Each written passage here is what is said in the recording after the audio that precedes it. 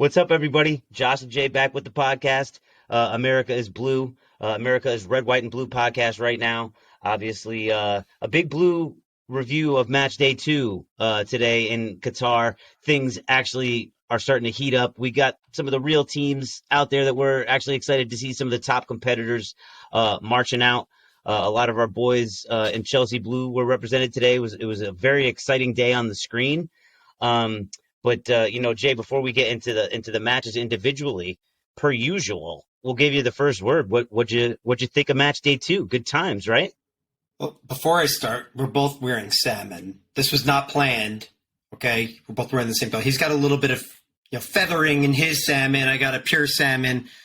Anyway, this was great. Mine's man. red. That is not red. That's salmon. I'm salmon, but we're in like the same color. You just have some like white flecks in it. Anyway, whatever. This is what the World Cup is about. This is great. Again, it happens once every 4 years. We get the best players of the world all coming together. We're not watching club teams, which as much as I love that, this is a unique and galvanizing experience. So, the USA did not finish the job. There were some disappointments there, but the reality is in toto, this was an amazing day to be able to watch football. So I was pumped with it. Yeah, I mean, it's awesome stuff. And just as we get into our rhythm here, just so everybody knows, if you're a resident of the East Coast of the United States, first games kick off at 5 a.m. You get a second game at 8 a.m. You get a third at 11 and a closer at 2. So it's a great time to be alive. A lot of the best footballers in the entire world are going to be on every single day. It really doesn't get any better. It was the end of an 8-year wait for a lot of us that follow the U.S. men's national team. So it was really awesome. But diving right into the action first, tuning into your screens, we woke up to a rampant England putting 6 past the Iranians. They were scoring fast and furious. It took a little while for the game to get started, but the boys waving the Union Jack were out of the gate quickly. Iran got throttled. I don't know. They didn't look like they even wanted to be there. Yeah, like half the squad who didn't want to sing the national anthem. I don't know what that's all about. Obviously, you got some geopolitical wackiness that's going on in that country at the moment. It took them a long time to show anything. And England, they came through, they stabilized early, and dude, they just unleashed fury on them. The goals were just, one after the other after the other. And the Chelsea boys for England, they look great too. So good stuff there. Absolutely, of course. We had Mason Mount wearing the number 19, starting for England, and Raheem Sterling wearing the number 10. And arguably, his finish was maybe the best out of them all. I mean, it was unbelievable. And I mean, you could tell that they were really feeling it, and there was some free-flowing football going on, but Raheem's finish was fantastic. Top shelf stuff. Just Kung Fu Raheem. Dude, gets it played in, hits it with the outside of his boot, just belts that thing in. Amazing finish there. And although Mace didn't, he's not going to show up on the stat sheet, this is the role we need him to play at Chelsea, frankly. He needs to be in the midfield playing as like a number 8. Just interchange of passes, keeping things moving. He's the guy who can facilitate the ball up the field and put other guys in the position to score. He's not the best finisher. He can come in and he can net the goal for sure, but the role he played today and being able to use his pace, use it to win the ball back, this is exactly what he brings to a squad. So I'm hoping that Graham Potter's watching. Well, he looks pretty good next to Declan Rice. I mean, I'll say that. Pretty good sharp pairing for them. And, we talk about how much the midfield means. And then, of course, you got Jude Bellingham with the opener, and that kid is just oozing class. It's amazing to think about how young he is and how dominant he looks against grown men out there. He's definitely the real deal, and he's going to be presenting everybody in the tournament problems. And listen, we're not going to spend a lot of time on this cast giving praise to Tottenham Hotspur players, but Harry Kane is unbelievable. He is unbelievable. The guy, he'll drop in over 20 goals a year blindfolded, but dude, his hold-up play, his ability to pass and to facilitate for his teammates, he is I'm going to say, as far as an all-around striker, not just a finisher, but an all-around striker in all facets, he's probably the best striker in the world. That guy is absolutely unbelievable, and he was great today. I hope he's healthy for their sake. Yeah, I mean, good luck, Harry. Wish you the best. He's the man. Yeah, I mean, the guys at the former White Hart Lane, they're okay up there in North London. That being said, that was an impressive victory. One of the stats I did manage to pick up was England had 78% possession, which that's a lot. Listen, last time I checked. Dude, England did what they were supposed to do, but Iran wasn't there. They didn't show up at all. I mean, it was a little bit unfortunate that their keeper face planted with their central defender, and they broke each other's faces. Like, that sucks. But it had nothing to do with the keeper. Like, you weren't stopping any of those shots, no matter who you had in net. You had one team who didn't want to be there. You had another team who's chomping at the bit, and they just devoured them. So underwhelming, to say the least, from the Iranians. I mean, it was fun. It was fun to watch the demolition.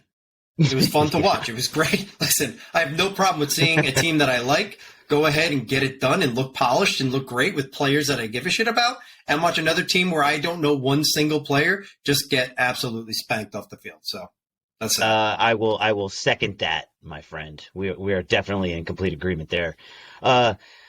Second game. Not quite the cracking open football match that we saw early in the day, but nonetheless, a lot of familiar faces for the Netherlands. Nathan Ake, obviously a Chelsea boy for quite some time. We've seen what they can do internationally. They also missed out on the 2018 edition, so it was great to see those slick orange uniforms out there looking clean. And actually, just one comment on those. Why do they need an away jersey? Like, who else is going straight orange? They should just be able to just bring those, and that's the only uniform that they have. They can do whatever they want. I do. I love those kids. And, dude, Frankie de Jong, man. When the rumors were coming out that he was potentially considering Chelsea and leaving Barcelona, dude, I was dying for that. He's exactly what we need back there. Just a marshal lead. Dude, that guy is unbelievable. I thought that was a great game to watch. I was thoroughly entertained. I thought there was good action back and forth. Senegal had their chances. And if it's unfortunate Sadio Mane was not in there, but if they did have a finisher or a guy who could have put away one of those chances clinically the way that Mane could, I think this is a different game, but neither here nor there. Unfortunately, this is a game where a Chelsea boy did mangle a few things, and Edouard Mendy. Not his best effort. I felt terrible for him. I mean, I just felt absolutely terrible for him. That was not good for him. What wasn't his best? I mean, the second one at the end was difficult. A little bit of a dump on that Memphis Depay shot, or Depay, excuse me. Probably could have done a little bit something better with that, and then you had the follow up finish to put the game out of reach. I thought Koulibaly showed up a typical performance from him. Unfortunately, Mr. Mendy not so great. And shouts out to Kouyaté. Unfortunately, he went down. You hate to see these headlining players, going down for their sides, but that's going to be a tough loss for the Senegalese. And going down 2 goals, it's definitely not the end of the world for them. They still probably have a pretty decent shot of advancing in the group, but that's definitely a tough. Was Kouyaté the one who got slapped in the junk? Is that why he got taken off? Well, I mean, he got stretchered off. I think it was either a knee or an ankle, but he had problems. I don't know who it was. Did you see that play where this guy just got punched like straight up square in the ball bag, and they did bring the stretcher out for him. I don't know if he was done for the game. That guy, I should have been paying closer attention. But dude, there was a guy. A Dutch defender literally just went.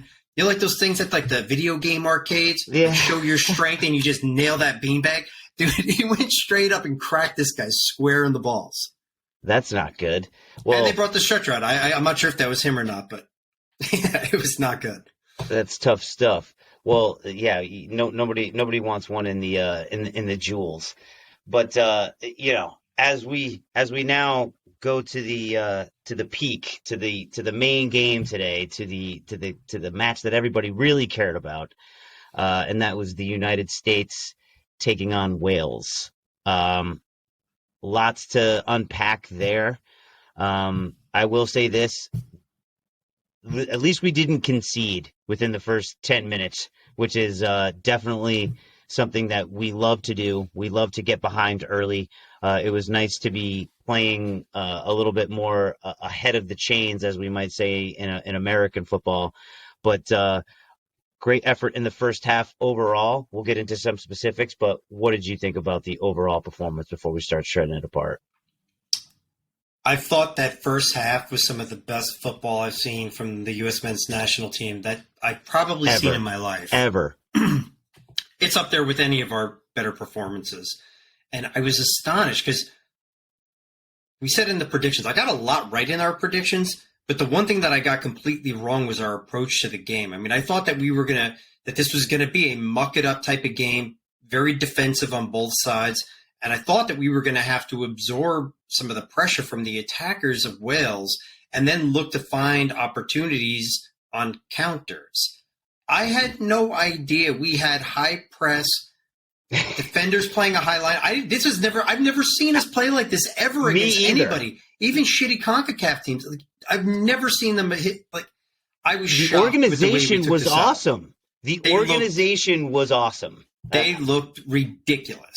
I was so pumped up after the first half. I'm like, geez, I'm like, we probably should have had more. I'm like, but if this is the way that we're going to approach this, like this Man City, Liverpool, like Nuo football approach of high pressure, just pressure breaks pipes and just constantly put it on you and be a little bit concerned and mindful of what's going to happen on the break. I'm like, this is going to be a fun tournament no matter how it lies. But the first half was absolutely amazing from them. Second half, different story. Completely different story. Definitely.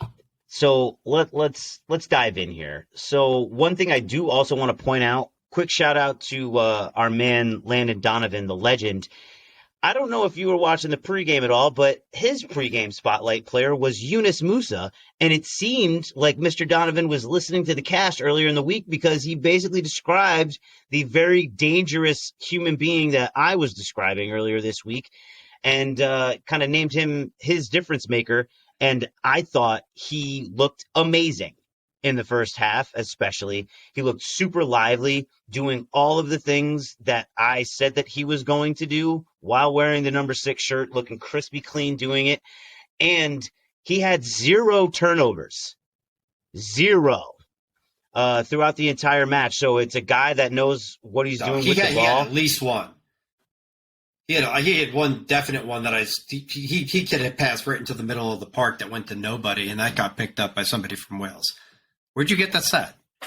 I he definitely had at least one that I remember specifically because I was thinking the exact same thing as you were. I'm like, this kid looks lively, like he's threatening, he's active out there. And then there were a couple of moments, and this was, I believe, getting toward the end of the first half, where he spun around, and I don't know who he was looking at or where the ball was going, but he just kind of kicked it blankly into the middle of the park, and we were able to rebound around it.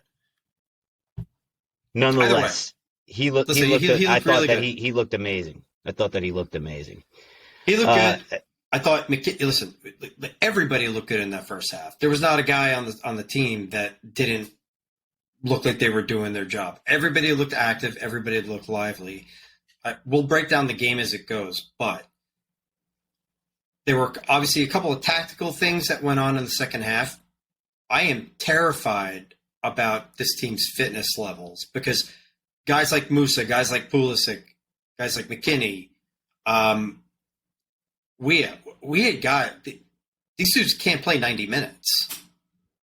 I mean, Wales was coming after us. They were being physical, and I know they were chopping us down a bit. And I'm not even talking about injuries. The pace that we were playing with through that first half was lights out. And we came to a grinding halt after halftime. So as far as energy levels and being able to keep up that style of play, you would think that with us playing that way and putting all the pressure on, that it would have been Wales that would have had tired wheels coming out in the second half. But that wasn't the case because we came out slow and stodgy. So I'm a little bit concerned about that big picture as we're moving forward through this thing, as far as who can put together 90 minutes, who can keep up that level of action.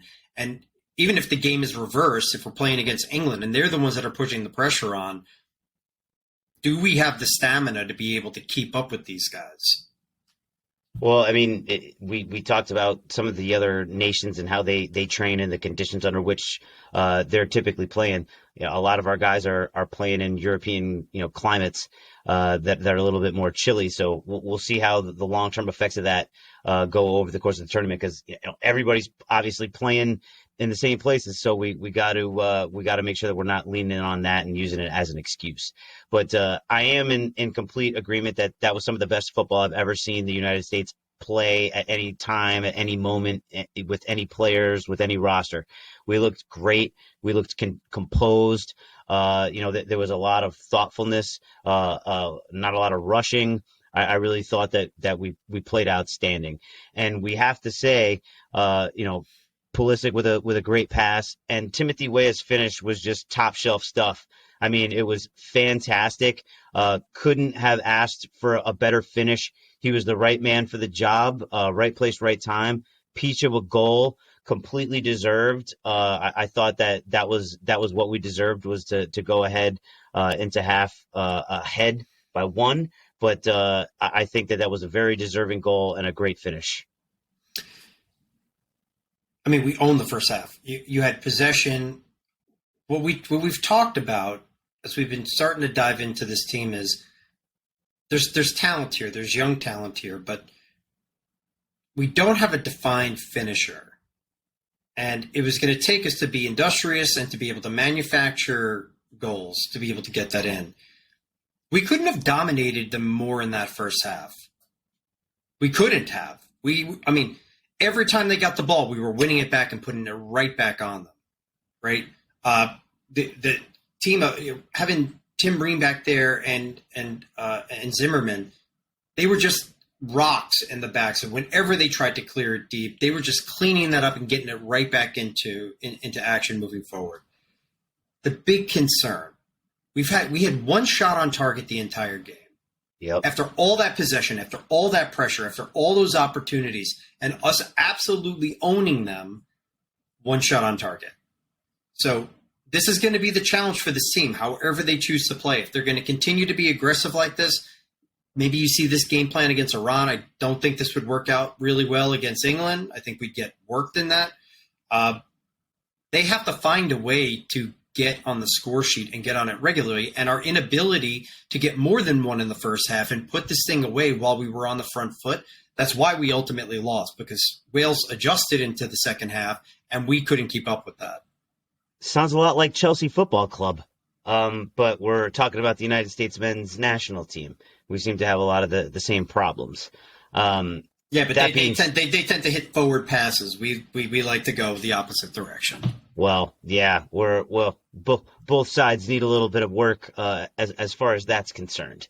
But to the point of the MMA midfield, which I want to say, I thought Tyler Adams was absolutely outstanding. He was a guy who played great in both halves. Musa, he's a guy who hasn't been playing a lot lately because he's coming off of an injury. McKinney looked a little bit rusty, but he's doing everything he can. He hasn't played since October for Juventus, so I understand that he's working back into form. We got to have a little bit more consistency in terms of how we play. To your point, finishing games.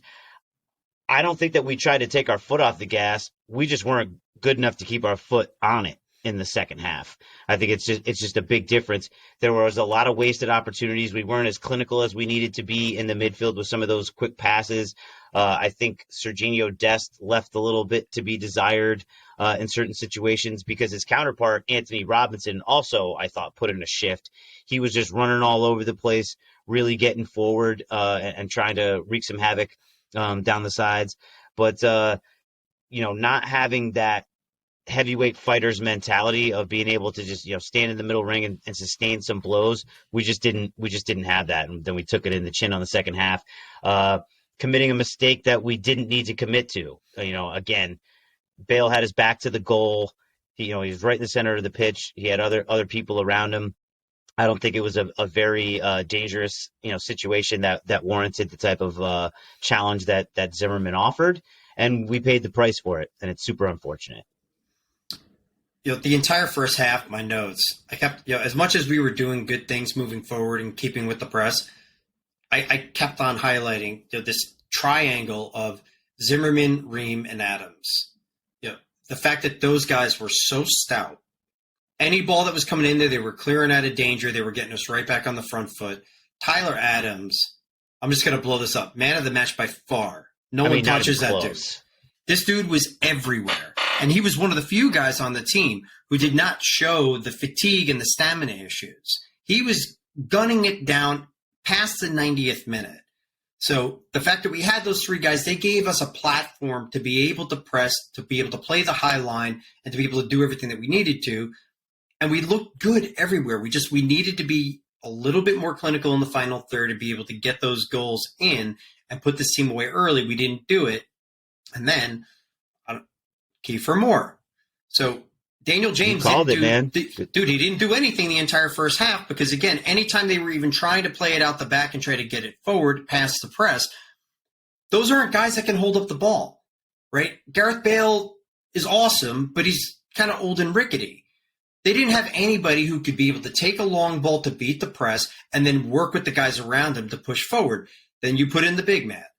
And I think the second that we saw that go in, and now you needed to contend with on set pieces as well as any balls that were being played out there, those two guys, I'll disagree with you a little bit. I think we took our foot off the pedal a little bit because I wasn't seeing the same high press and I wasn't seeing the same back line because I think we started to realize they were a little bit scared about their ability to handle those two guys and what they were going to be able to do in counters. And I don't disagree with the decision at the time. In retrospect, I don't know. I guess you can argue from both sides as to whether that was right or wrong. The reality is that Wales started to take it to us in the second half. Agreed. Kiefer Moore was 100%. a huge problem with their center backs. But even with that, the guys still hung in there. This was we were still fairly well in control of that game, even though they were threatening, and it took one mental error. By, again, we're a young team. You're going into a place where you got to deal with adversity and you got to deal with complicated sporting circumstances. And one bad error where he runs through the back of Gareth Bale and boom, it's done. 3 points gone. We come away with the draw. But, dude, this all turns around with Kiefer Moore coming in, Daniel James coming off, and now you have two big imposing targets to get balls out to who can both hold up play. They can both attack, and they're both going to just start wrecking you guys on set pieces, and that's exactly what happened. Yeah, it's definitely unfortunate the way that unfolded there. But this team is hopefully going to continue to grow. This is definitely a game for us to win, and now we really, really have to make a strong showing on Friday. It just couldn't possibly be any more critical. We know that Iran basically dug their own grave, and now it's just a matter of, can we get a W off of them, and by how much? Because advancing might come down to goal differential at this point. So we'll have to try to take that in stride. As we move on to the selections for man of the match, you kind of blew that up. I just cannot say enough about the captain. He was, and I made a mistake the other day. He's not from New Jersey. He's actually from Wappingers Falls, New York. So I apologize to Tyler and his family for that. But the fact of the matter is this kid showed up on every possible level. He was elected captain, and he couldn't have gone out and put on a much better performance than he did. He did everything that he possibly could have. He showed leadership. To your point, his industry and stamina was completely second to none on that pitch. I'm really, really proud of what he did, and I think that if he's going to be the embodiment of what United States football is moving forward, we are in good hands. And shouts out to Tyler Adams. He deserves all the praise in the world. He was the alpha male out there. Dude, he was a beast. just, I mean, a pit bull in the midfield, running guys down, winning balls back, talking shit, not taking shit. He was the man out there. So yeah, he gets my man of the match easily.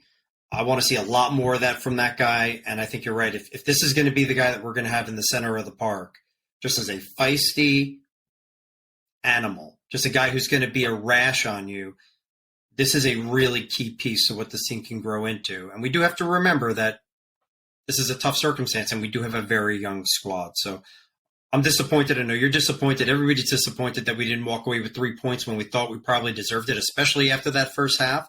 But you know, when you get to see a glimpse of what some of these young guys can ultimately bring to the table, that bodes for a brighter future. And he's definitely going to be a part of it. That guy was awesome. 100%. And you know, we did get to see some of the other youngsters. I think we'd be remiss if we didn't mention the fact that Gio Reyna was omitted from the game. A little disappointed to not see him out there. That's going to be interesting to see how we move forward from that perspective. But he's the type of guy that I think comes on for Awea. I definitely wanted to see Aronson on there. He was bringing some energy. Was a little frustrating. We just couldn't get a couple of balls to settle. We just couldn't get a couple of the flicks, in the right place. It seemed like to really open up something, and none of the crosses were landing. Yedlin was trying to put some stuff in. Pulisic put a couple in. We just couldn't find those cutbacks. They just weren't finding a U.S. boot, and we just couldn't get something towards the targets. Yeah, if I'm going to take aim at Berhalter, and I want to give him a lot of credit because, again, I didn't think he was going to take the approach to the game that he did, and I loved everything I saw early on. I liked what I saw with the lineup coming out. I loved our approach. I loved our energy. He had this team rip-roaring and ready to go. But if we're going to take a couple of shots, I think the subs needed to come earlier because our legs were dead. Like these guys, Yes. They could not keep up. And part of that was physicality from Wales, which credit to them. Part of that, we look like a squad that can't run for 90 minutes, which I still think is going to be a problem as we move on. If Gio Reyna was healthy, and he did proclaim after the game that he was healthy, you had to get him out there in the second half. You had to. That's a guy that can turn the tides on something like this and get you that second goal before this even occurs, and you're walking away with it. He's either going to create it, like he had to get out there at some point. Christian Pulisic had an awesome first half. His attitude was incredible. I'm not going to take any shots at him. He can't take corners. There has to be somebody else. Yeah, that's just not. I mean, it's not what he does for Chelsea. Like you'd never see him do it. I don't think I've regularly seen him do it for the men's team. And I'm not going to hit him for it because I don't think it's really what he does. And they obviously set up plays and set them up for him, but he's not the guy to do it because all of our set pieces were garbage on corners. Like we couldn't get it anywhere near a threatening area. So, but these are not. I don't blame the players for this. These are coaching decisions, and these are things that when you saw it wasn't working, those things needed to be tweaked and changed, and you needed to get somebody else out there to be able to get something done. Yeah, I mean, free kicks are different than corners. Like, let's just be clear. Free kicks and corners, they're just totally different in terms of the technique and some of the requirements to create danger. And yeah, I don't think he's the right guy to be taking the corners for us right now. And I just want to make one other salty comment at the end here too. Is we have to point out a little bit of the refereeing because it was wild. It was wildly inconsistent. There was no true template that was followed. Some of the yellows that we got, okay, if those are yellows, then they should have gotten other yellows. I mean, there were times where Chris was getting straight up pushed, and in relatively threatening areas that we weren't getting calls at all. And I didn't see it as everything was kind of clearly called both ways. I am a little bit salty on that. I'm not disagreeing with the penalty at all, but some of the other stuff that mattered in potentially dangerous areas, that was a little bit frustrating to watch from a fan's perspective. Yeah, the ref sucked. He was just bad across the board. And I'd be more mad at it if any of the calls that I saw I thought had a direct impact on the outcome of the game. I thought some of these things were shitty, and I'm sure it plays into it works on the player's psyches when you think you're playing against the ref or you're not getting the calls or decisions are harsher against you than it is against the other side. And I think there were bad calls both ways, but I think it was definitely more heavily weighted against our boys. Had it had been a really flimsy penalty that they had given and it changed the outcome of the game, I think that's one thing. But if we're solely talking about the professionalism and the quality of the refereeing, this guy was pure unadulterated trash. He was horrible. He was definitely not good. Dude, there was a time in the second half they I think Ampadu went down 2 times with cramps. They stopped the game immediately, and I can't remember who was on the other side, whether it was Christian or was somebody else who goes down after he got hit. They don't call a foul, and then they let play continue. It's just you expect at this level that you're going to receive some kind of officiating consistency with the calls, and it wasn't there anywhere. But I can't say that any individual call or sequence of calls changes what was a 1-1 game. Indeed, a boring 1-1 game, a yucky 1-1 game. To quote you, I did say it was. I thought this was going to be like a boring ass defensive, nothing to see battle, and it sucks that it ended up 1-1. But dude, I haven't been that pumped up watching the men's national team after our first half than what I saw today. So as much as it sucks, my heart was pumping out of my chest. Dude, I'm like, wow, it's like we don't suck. Like we're not just trying to scrap through a game. Like we can actually play progressive, new age football. This is fucking great. So we haven't seen that in maybe ever. And it's amazing that we were able to put that out there and show the world that we have the capabilities to do that. And then the second half, we took our foot off the pedal and we got burned for it. Well, we can't take our foot up against the men from England. And if you're looking for a stat that really kind of breaks it all down, the total market value of the English squad is somewhere between 1.2 and 1.3 billion with a B. And then the total market value of the U.S. men's national team is somewhere between, 250 and 300 million. So a little bit of a discrepancy in what we would call the level of marketed talent, but that's just the way that we like it. So I'm really looking forward to having the opportunity to march out against these guys. We'll definitely have a preview coming up a little later this week.